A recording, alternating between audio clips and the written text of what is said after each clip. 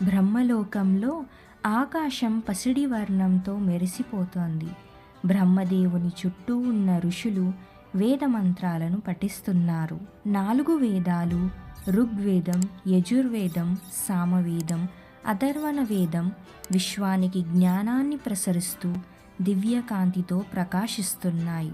దేవతలలో ఒకరు వేదాలే సృష్టికి మూలం, సత్యం, ధర్మం. అవి ఉన్నంతకాలం భూలోకంలో, దేవలోకంలో శాంతి ఉంటుంది అని అన్నారు. అయితే అకస్మాత్తుగా ఆకాశంలో నల్లని మేఘాలు కమ్ముకుంటాయి. భయానకమైన శబ్దాలు వినిపించాయి. అణిచివేయలేని ఒక శక్తి బ్రహ్మలోకాన్ని కుదిపేస్తుంది.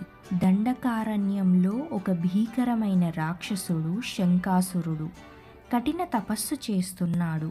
ఒక్క కాలు మీద నిలబడి వేలాది సంవత్సరాలు శివుని ధ్యానం చేస్తూ కాలాన్ని తట్టుకొని నిలబడుతున్నాడు. ఈ తపస్సు చూసిన పరమశివుడు ప్రత్యక్షమై తన గంభీర స్వరంతో, శంకాసురుడా, నీ తపస్సు నన్ను మంత్రముగ్ధుణ్ణి చేసింది, కోరుకున్న వరం ఇస్తాను అని అన్నాడు. శంకాసురుడు నవ్వుతూ, ప్రభు, విశ్వంలోని అన్ని జ్ఞానాన్ని తెలుసుకునే శక్తి నాకు ఇవ్వండి, నేను అంతకన్నా గొప్పవాడిని. శివుడు క్షణం ఆలోచించినప్పటికీ శంకాసురుని తపస్సును గౌరవిస్తూ ఆ వరాన్ని ప్రసాదించాడు. కానీ ఆయన కళ్ళల్లో ఒక ఆందోళన కనిపించింది. జ్ఞానం చెడ్డవారి చేతికి వెళితే ప్రపంచం నాశనమవుతుంది.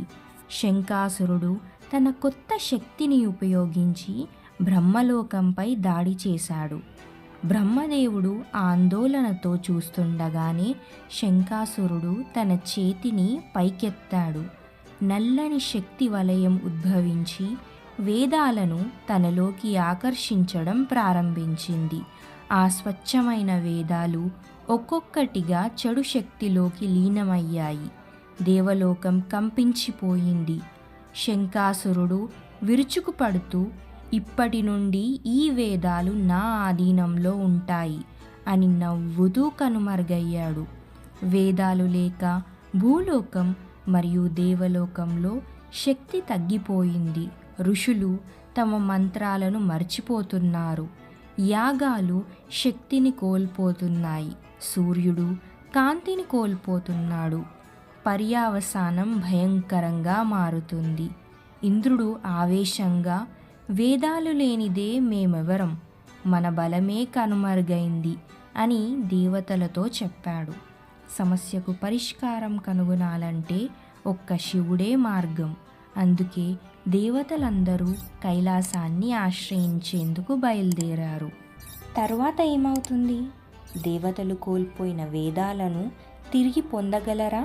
ఈ మహత్తర గాథలో మరిన్ని ఆశ్చర్యకరమైన మలుపులను తెలుసుకోవాలంటే వచ్చే ఎపిసోడ్ను తప్పక చూడండి. తిరిగి వచ్చి ఈ మహా సంగ్రామాన్ని వీక్షించండి.